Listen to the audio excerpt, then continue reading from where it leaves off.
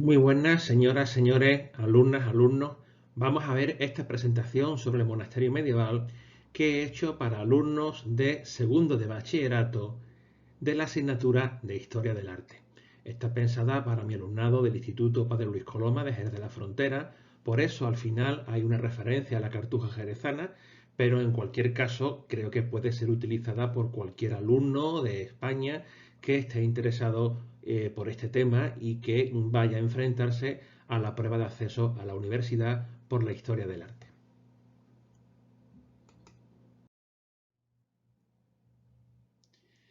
Desde la antigüedad han sido muchas las personas que han decidido apartarse del mundo, quiero decir, del mundo habitado, de las demás personas, para dedicarse a orar, para dedicarse a los dioses o a Dios. A esas personas se les llama eremitas, anacoretas o ermitaños. Dice la tradición que el primer ermitaño fue San Pablo, y es por esto por lo que he puesto aquí este lienzo de Saulo de Tarso, pero realmente, bueno, esto no es más que una invención piadosa. Son muchas las personas que en muchas civilizaciones han decidido irse al campo a vivir en absoluta soledad, apartado de las tentaciones del mundo.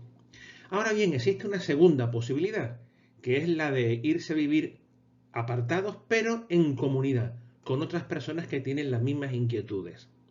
Así surgen los monjes, así surge el fenómeno monacal.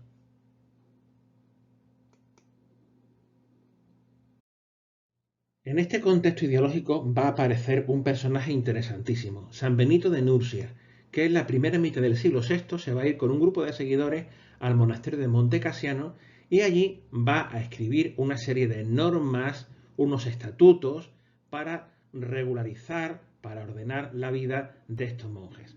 A estos estatutos se le va a conocer como la regla de San Benito, en la cual aparecen ya los tres famosos votos. El voto de pobreza, que significa que nadie puede tener nada suyo individual. Todos los bienes son de la comunidad, de la colectividad. Está prohibido tener posesiones personales. Segundo voto es la castidad, evitar las relaciones sexuales porque éstas te atan a la tierra, te atan a los sentidos y tu misión es procurar elevarte espiritualmente hacia Dios. En tercer lugar, la obediencia, que significa que hay que seguir de una manera estricta las reglas de la vida monástica y obedecer al abad en todo aquello que te dice.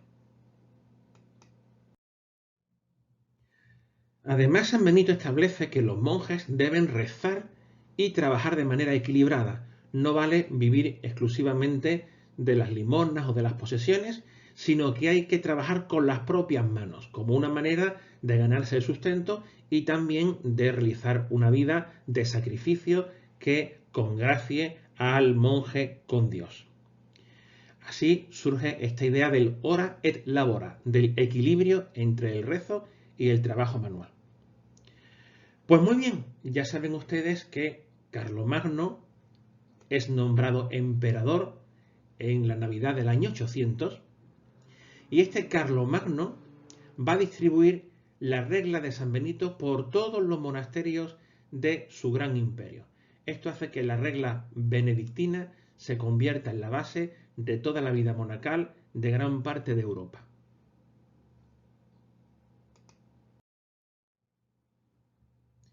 Precisamente dentro de este mundo del imperio carolingio se ha conservado este maravilloso plano. Bueno, esto es una copia pasada a papel, el original está en pergamino. Es el plano de San Gal o de San Galo. Es un monasterio que se encuentra, todavía hoy existe, en la actual Suiza, aunque no tenemos casi nada de la época medieval. Este plano, que es de hacia el año 825, es interesantísimo primero por ser el primer plano de arquitectura que se conserva de toda la historia. Y en segundo lugar porque ya nos está mostrando la idea que empieza a germinarse sobre lo que es un monasterio. Un monasterio ha de ser un universo autosuficiente, donde existan todos aquellos elementos que son necesarios para desarrollar la vida diaria sin tener que depender del exterior, es decir, sin tener que salir del recinto monacal y juntarse con esas tentaciones y esa agitación del mundo externo al monacato. Aquí tienen precisamente una reconstrucción visual de lo que debió de ser ese primer monasterio de San Gal, o mejor dicho, el monasterio carolingio, porque ya existía desde antes San Gal, y concretamente se puede ver el claustro, un claustro que se encuentra al lado de la iglesia y que va a convertirse en núcleo en torno al cual gira la vida de los monjes. Más adelante, ya en el siglo X, va a aparecer una orden importantísima, la orden de los cluniacenses, la orden de Cluny, en la región de Borgoña, que se encuentra en el centro este de Francia. Esta orden de los cluniacenses es una reforma de la orden benedictina y va a ser importante porque se convierte en independiente de cualquier poder tanto religioso como secular. Saben ustedes que en el mundo medieval europeo hay una división del poder en torno a varios poderes independientes, que son, pues por un lado, los señores feudales, por otro lado, los reyes, por otro lado, las propias órdenes religiosas, los obispos y el emperador, aparte, por supuesto, del papa. Bueno, pues dentro de este equilibrio desequilibrado entre poderes, la orden de Cluny va a adquirir un poder enorme por sí misma porque no tiene que depender de ningún obispo ni de ningún señor feudal. Y esto le va a dar un prestigio y una fuerza verdaderamente extraordinarias. Fíjense que en el siglo XII van a ser 1500 monasterios por toda Europa. Realmente los cluniacenses van a marcar la vida europea durante todo lo que es la plena Edad Media, los siglos XI y XII, que son esa plenitud medieval, los siglos del románico y los siglos de las cruzadas, van a ser los siglos también de la orden de Cluny. Pues bien, esta orden de Cluny es la que configura de manera definitiva lo que es el modelo de monasterio, aunque remontándose a ese plano de San Gal que hemos visto hace unos minutos. Era el monasterio de Cluny. Cluny fue destruido durante la Revolución Francesa. Solamente queda una torre, la llamada Torre del Agua. Es una pena porque debió de ser uno de los más impresionantes edificios de toda la Edad Media europea. Había además 3 monasterios que se sucedieron en el tiempo y que fueron adicionándose el uno al otro, con lo cual el resultado visual del conjunto pues debe de ser tan impresionante o más de lo que estamos viendo en esta reconstrucción. Decíamos antes que lo que buscan los monjes y las monjas es no depender del exterior, no tener que ir al pueblo o la ciudad más cercana para buscar pues clavos, para buscar herraduras para los caballos, para buscar muebles, para buscar zapatos o para buscar comida. Todo tiene que estar en el monasterio.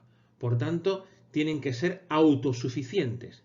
Y esto obliga a una organización arquitectónica compleja que responda a esa necesidad de crear un universo que se valga por sí mismo. La fórmula arquitectónica que desarrollan los monjes cluniacenses va a ser la que, con raíces en Cluny, se mantenga prácticamente durante toda la Edad Media y yo diría que todavía en siglos posteriores.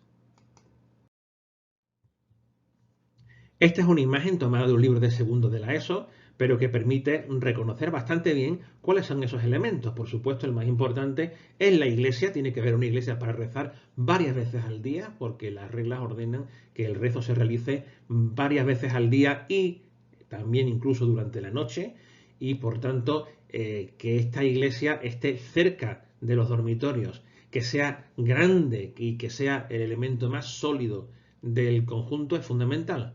Pero veremos también que hay al menos un claustro, que es el patio en torno al cual gira la vida de los monjes o de las monjas, que tiene que haber también un dormitorio colectivo o unas celdas, luego lo veremos, que existan, por supuesto, unos huertos para alimentar al conjunto de monjes y también una hospedería. La hospedería es el lugar donde se alojan las personas que viajan. En esta época no existen hoteles ni nada parecido, así que quien se desplace de un lugar a otro, que tampoco eran muchas personas, porque la mayoría de la gente no tiene necesidad de desplazarse, pero cuando hay que desplazarse, los monasterios ofrecen alojamiento gratuito a cambio de una limosna, siempre y cuando ese peregrino, esa persona que es alojada por los monjes, pues no interfiera en la vida monacal. Por eso la hospedería suele estar situada en un rincón y más o menos aparte del centro del monasterio.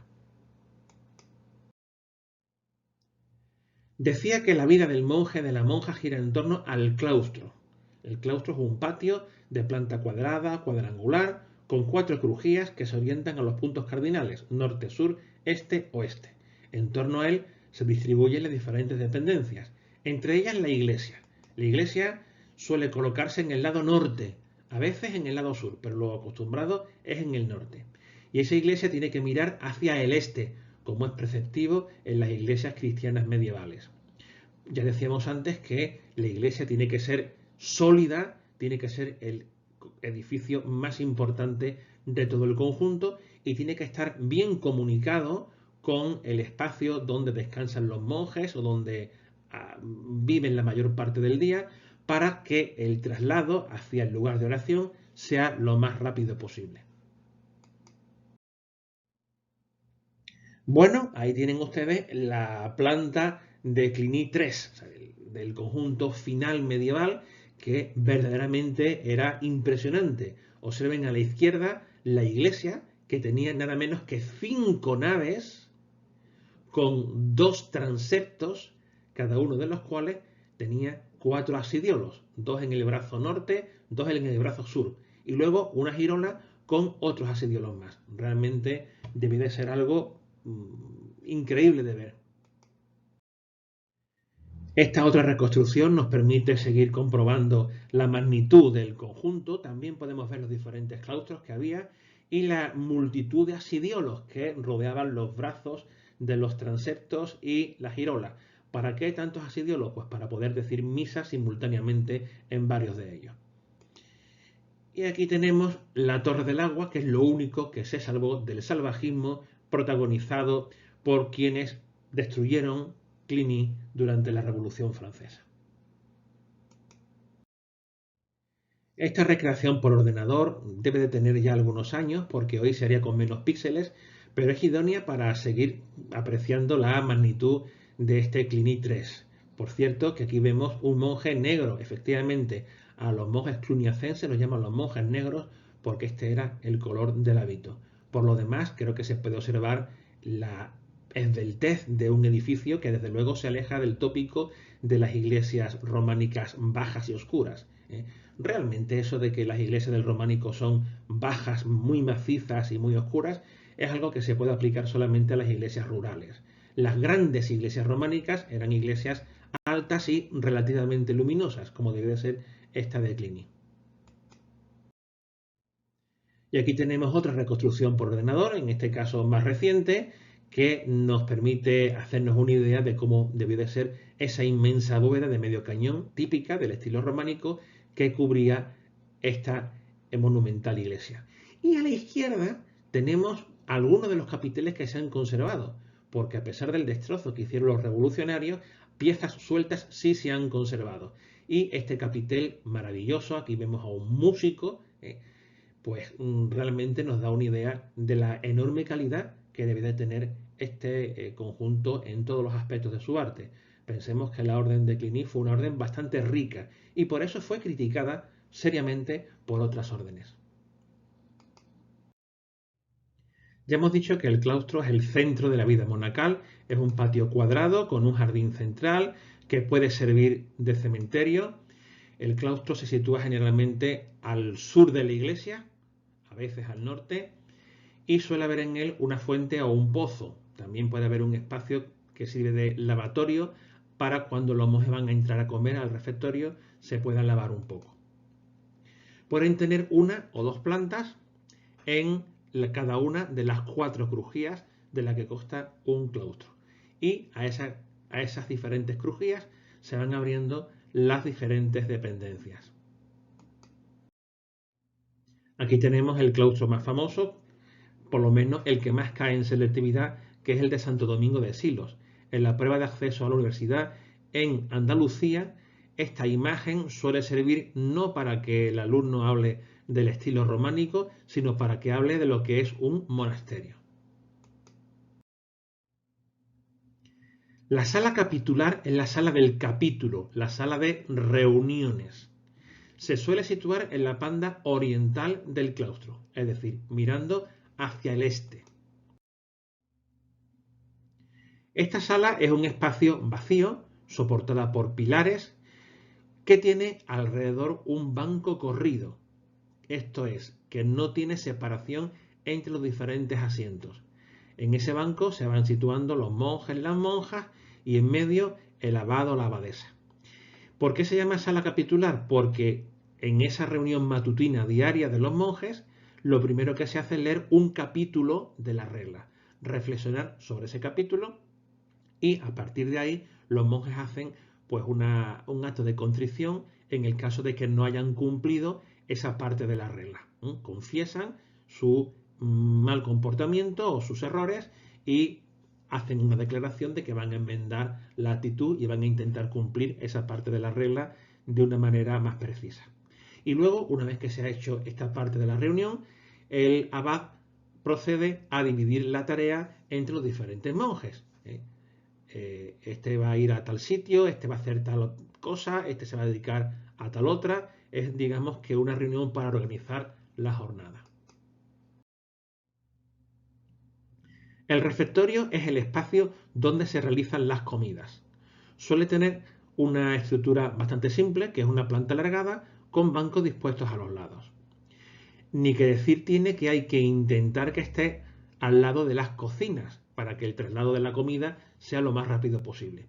Y claro, teniendo en cuenta que cocina más refectorio es igual a malos olores o por lo menos a olores intensos, hay que intentar que se sitúe bastante a distancia de la iglesia. Por tanto, si la iglesia está situada en el lado norte del claustro, el refectorio y las cocinas se colocan en el lado sur del mismo. Este es quizá el refectorio más famoso de los que hemos conservado en España, el de Santa María de Huerta en Soria, un edificio de la orden cisterciense, de la que luego hablaremos, magnífico, de estilo gótico, realmente un prodigio, fundamentalmente por la luz. Realmente es un edificio en el que entra una luz maravillosa, como podemos ver en la imagen de la izquierda, en la que, por cierto, se me ve a mí, en la persona que está en el púlpito soy yo. A la derecha tenemos la escalera por la que se accede a ese púlpito. Los monjes tienen la obligación de comer mientras escuchan fragmentos de la Biblia. Siempre hay un monje que mientras los demás comen, reza, mejor dicho, lee partes de la Biblia y los demás comen en silencio. Y una vez que ha terminado la comida, el monje al que ese día le ha tocado leer, pues come lo más rápidamente posible. Y arriba a la derecha tenemos la inmensa chimenea de las cocinas de Santa María de Huerta. Realmente al turista no deja de impresionarle por las dimensiones, pero claro, pensemos que los monasterios en esta época tienen una gran cantidad de monjes y por tanto hace falta una chimenea grande para colocar un gran utensilio de cocina, una gran olla o una gran parrilla para que todos puedan comer. Durante los primeros siglos de la Edad Media no existen celdas individuales para que los monjes duerman, sino que hay dormitorios colectivos, grandes espacios, en este caso vemos uno que está abovedado, donde se van colocando las camas unas junto a las otras. Este fragmento de la regla de San Benito me hace mucha gracia porque me recuerda a las clases de un colegio, de un instituto. Si es posible, duerman todos en un mismo local, en este dormitorio arda constantemente una lámpara hasta el amanecer, duerman vestidos y ceñidos con cintos o cuerdas, los hermanos más jóvenes no tengan las camas contiguas, sino intercaladas con las de los ancianos. Como vemos, algo parecido a lo que ocurre en una clase. Los profesores enseguida separamos a los alumnos charlatanes. Tú ponte aquí, tú ponte allí, tú ponte más acá, pues para que no se forme jaleo. Bueno, pues pensemos que en los monasterios medievales debía de ser algo parecido, ¿no? Los chavalitos que entraban jóvenes, los que han terminado su noviciado, y se convierten en monjes de manera ya oficial, pues todavía tendrían ganas de charloteo, tendrían ganas de jaleo, y es de suponer que si se ponen juntos, pues se llevarían hablando hasta las tantas de la noche. Entonces, para evitar que se forme jaleo, pues van intercalando las camas de los más viejos con los más jóvenes para que de esta manera pues todos guarden silencio y se consiga pronto el sueño.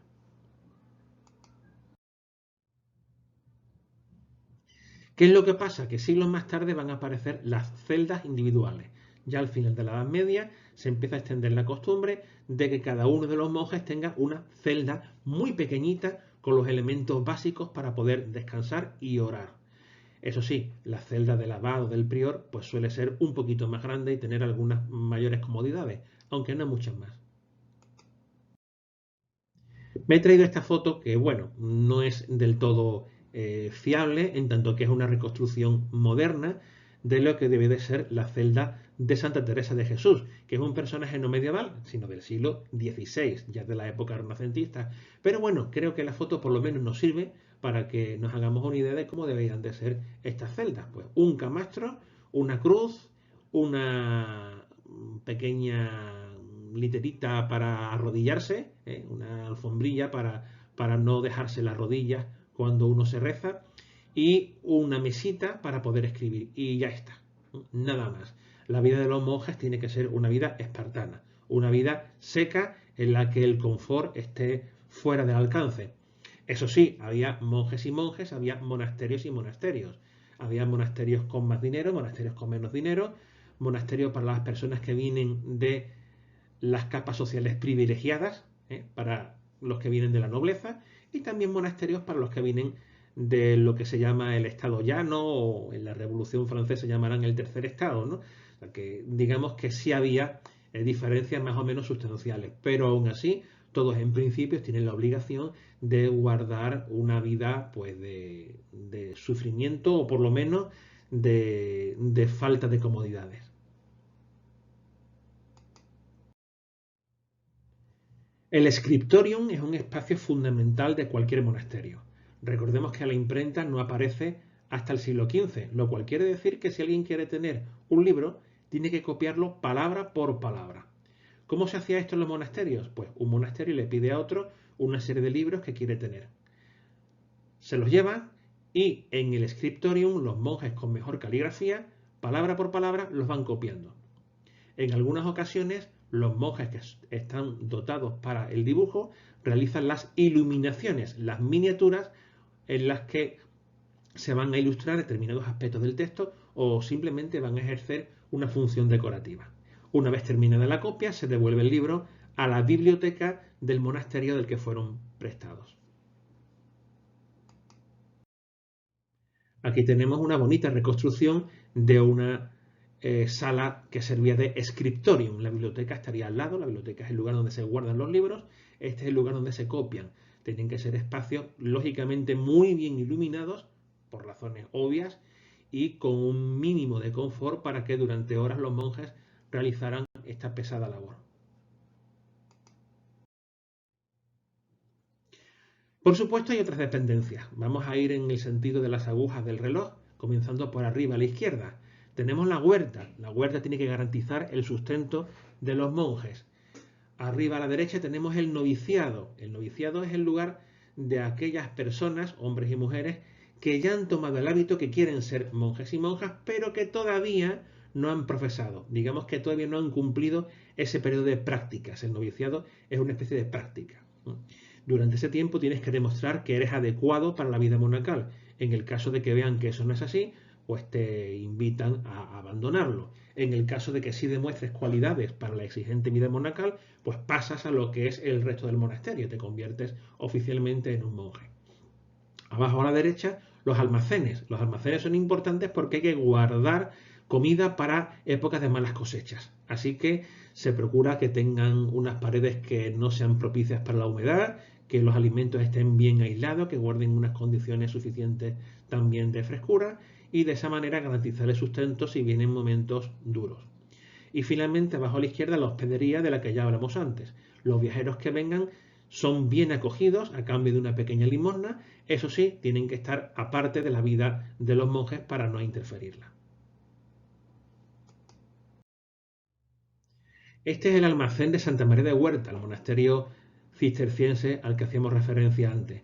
Hay que decir que estos saquitos tan bonitos y esas manzanas son de mentira, son atrezzo. Las manzanas estas que estáis viendo son de cera y de hecho ya ni siquiera están. Esta sala la han transformado en una sala de audiovisuales, por lo menos así estaba la última vez que fui, pero es cierto que durante años tuvieron este montaje tan bonito porque, aunque siendo falso, al turista le permite ver muy bien cómo se vería esta sala durante el medievo.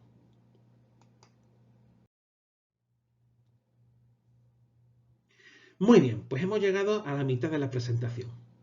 Y cambiamos de tercio porque ahora llegan los cistercienses, una orden interesantísima que va a ser fundada por San Bernardo de Claraval, un personaje fascinante que va a renovar profundamente la espiritualidad y va a criticar muchos excesos que habían cometido los cluniacenses. Él va a criticar sobre todo la relajación moral, el lujo, la comodidad y también va a criticar bastante el uso de la decoración figurativa. Va a criticar cómo las imágenes en pintura y en escultura que los monjes encontraban en la iglesia y en los claustros distraían de lo fundamental, que es el rezo. Así que él con sus monjes blancos, que así se les conoce por el color del hábito, van a impulsar una reacción contra el lujo y las comodidades de la orden de Cluny. Y esto se va a manifestar muy bien en el tipo de monasterio cisterciense. Los cistercienses se instalan en lugares lo más apartados posible. No es que los cluniacenses no lo hicieran, pero los cistercienses le dan a esto bastante empeño. Y de hecho, cuando hoy viajamos por Francia, por ejemplo, y buscamos monasterios cistercienses, pues siempre hay que irse a lugares muy apartados que tengan una corriente de agua cercana. Esto es algo a lo que le dan mucha importancia. En esos monasterios está totalmente prohibido que entren los seglares. No pueden entrar para escuchar la misa dominical, aunque sea en un lugar aparte, nada. Tienen que tener un aislamiento total del resto del mundo. Y además tienen una estructura interesante. La corriente de agua, que cité antes, un espacio completamente independiente para los legos, para que estos, digamos, hermanos todavía no formados no rompan la quietud de los hermanos mayores. Un refectorio transversal a la panta del claustro, es decir, el refectorio no es paralelo, sino que es transversal, formando un ángulo de 90 grados para que de esta manera entre más luz en ese refectorio. Y luego una cocina que eso sí es compartida entre monjes y legos. Ahí estaban simplemente los cocineros, no hay ningún problema en que ese espacio se comparta.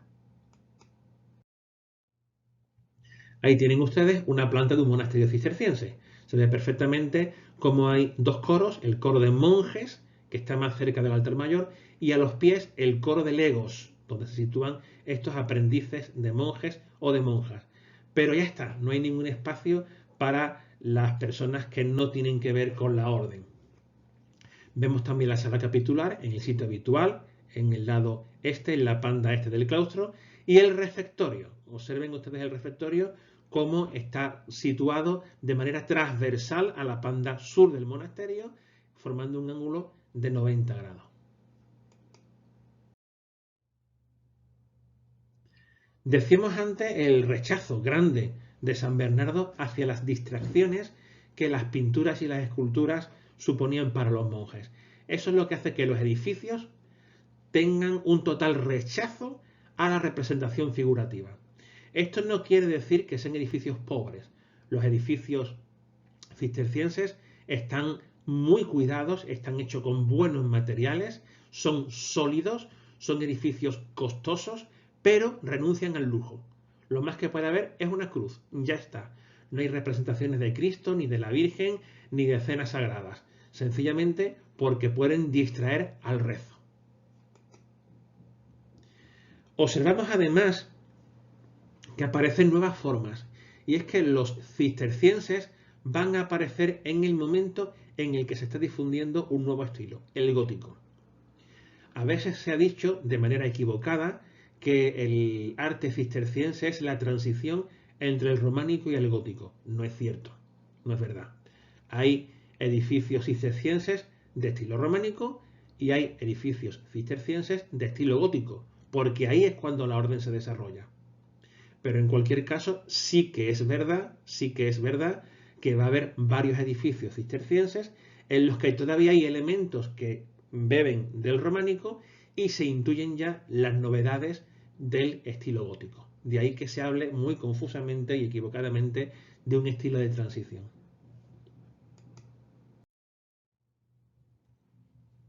Y volvemos a Santa María de Huerta, en la provincia de Soria, el más importante de los edificios cistercienses que existen en España por la depuración de sus formas y por su belleza. Aquí, por cierto, está enterrado uno de los personajes más importantes de la historia de la España cristiana medieval, que es don Rodrigo Jiménez de Rada, el ideólogo de la batalla de las Navas de Tolosa, 1212. Y aquí tenemos de nuevo su refectorio. Aquí se me ve otra vez, en esta ocasión se me ve un poquito más grande y podemos ver cómo se ha llevado a la práctica las novedades del gótico. La utilización de las bóvedas de crucería para permitir un muro ligero que permita abrir numerosos ventanales que creen un espacio de especial luminosidad. Y aquí tenemos la maravillosa sala capitular de otro de los grandes monasterios cistercienses españoles, en este caso el de Santa María Real de las Huelgas de Burgos. Aunque desde el punto de vista artístico quizá el de Huerta sea el más significativo, por ser el más bello, el de las Huertas adquiere más importancia a nivel histórico porque fue pensado por Alfonso VIII de Castilla y por su esposa Leonor de Aquitania, hija, como espacio funerario para la monarquía castellana.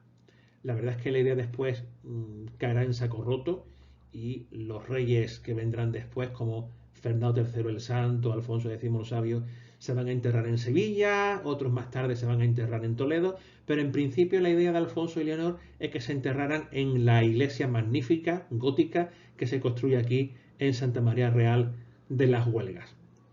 Pero, en cualquier caso, no podemos negar que un edificio vinculado a la corona y hecho, por tanto, con el mayor presupuesto posible, alcance una belleza muy especial, como vemos en esta sala capitular, decorada, eso sí, con tapices y cuadros que son modernos. No los imaginemos ni mucho menos en la Edad Media de esta manera. Y llegamos así a la Baja Edad Media, siglos XIII, XIV y XV. Si queremos para la península ibérica podemos tomar dos fechas de referencia que son simbólicas. 1212, la batalla de las Navas de Tolosa, el comienzo de la desintegración del Imperio almohade y la apertura del Valle del Guadalquivir a los castellanos. Y 1492, que es la conquista de Granada, la expulsión de los judíos y el descubrimiento de América. Bueno, pues entre estos tres siglos, XIII, XIV y XV, van a adquirir una especial importancia las órdenes mendicantes, que tienen dos características. Una, que tienen que guardar la pobreza, solamente pueden vivir de la mendicidad, de ahí el nombre de mendicantes. Aunque con el paso del tiempo, realmente estas órdenes no van a ser ni mucho menos tan pobres, pero bueno. La segunda característica y fundamental es que no les basta con rezar, tienen también que predicar, tienen que difundir el Evangelio, tienen que estar en contacto con las personas y por tanto no pueden estar aislados en el campo, tienen que estar cerca de las ciudades, a veces al lado de las mismas murallas o incluso dentro del espacio intramuros. Entre estas órdenes destacan dos, los franciscanos, fundados por el italiano San Francisco de Asís, y los dominicos, fundados por el español Santo Domingo de Guzmán. Aquí tenemos precisamente una bellísima representación de San Francisco de Asís. Una tercera orden va a ir por otro camino, por otro sendero. Es la orden de los cartujos. A esto lo funda San Bruno. Y San Bruno apuesta por todo lo contrario que los mendicantes. Aprueba por apartarse rigurosísimamente del mundo, todavía más que los cistercienses. Visten de blanco, igual que los cistercienses, pero estos directamente es que no hablan. Una de sus principales normas es utilizar el menor número de palabras al día que se pueda. Esta orden cartujana, a pesar de su rigor, o quizás por ello, no lo sé, va a adquirir un prestigio inmenso en los siglos XIV y XV, sobre todo como espacio privilegiado de enterramiento de personas poderosas, cosa que también ocurrirá con los franciscanos y con los dominicos. Precisamente aquí tenemos una cartuja que sirve de enterramiento nada más y nada menos que a los padres de Isabel la Católica. No son ellos los que se entierran aquí, es Isabel la Católica la que hace que se entierren ellos. Esta función funeraria de la cartuja de Miraflores es algo de la propia Isabel de Castilla y ella no repara en gastos, le encarga este increíble túmulo funerario a uno de los mejores artistas de la época, que es Gil de Siloé, precisamente quien también talla el no menos excepcional retablo que vemos ahí al fondo. Y bueno, ya que esta presentación está pensada en un principio para alumnado de Jerez de la Frontera, recordar que aquí en esta ciudad gaditana tenemos una cartuja en la que hasta hace poco hubo todavía cartujos. La cartuja de la Defensión. Hoy es propiedad de unas monjas que no permiten las visitas y es realmente una pena porque es un conjunto espléndido. Esta es la última diapositiva que sirve para recordarle al alumnado que junto con estas órdenes y otras que no hemos citado, como por ejemplo la de los mercedarios, que es muy importante en la Baja Edad Media, habrá otras órdenes que aparecerán durante la Edad Moderna y que convivirán con las que tienen origen medieval. En Jerez de la Frontera todavía hoy tenemos una, la de los dominicos. Los padres dominicos siguen estando en el Real Convento de Santo Domingo en Jerez, en la Alameda Cristina. Los cartujos ya dije antes que no, que los cartujos se fueron hace algunos años, y los franciscanos también se fueron, pero hace muy poquitos años. Realmente la iglesia de San Francisco ha quedado muy sola desde que la comunidad de franciscanos decidió que eran muy pocos para mantener San Francisco de Jerez y se han ido. Hoy día la iglesia está abierta, pero gracias a la Hermandad de las Cinco Llagas. En cualquier caso, la idea principal que yo quiero transmitir es que no se puede entender la cultura medieval sin la existencia de todas estas órdenes religiosas. Y no se puede entender tampoco la economía medieval sin estas órdenes, porque estos centros monásticos son, no lo hemos dicho antes, centros de explotación agropecuaria, son en sí mismos feudos. Y finalmente, no se puede entender el arte medieval sin la labor de estas órdenes, que configuran el modelo de monasterio y van a ayudar a la difusión de las formas artísticas de los diferentes estilos que se van sucediendo durante el medievo. Así que muchísimas gracias por la atención y confío en que la presentación haya servido a todos aquellos interesados en este tema. Gracias y hasta otra.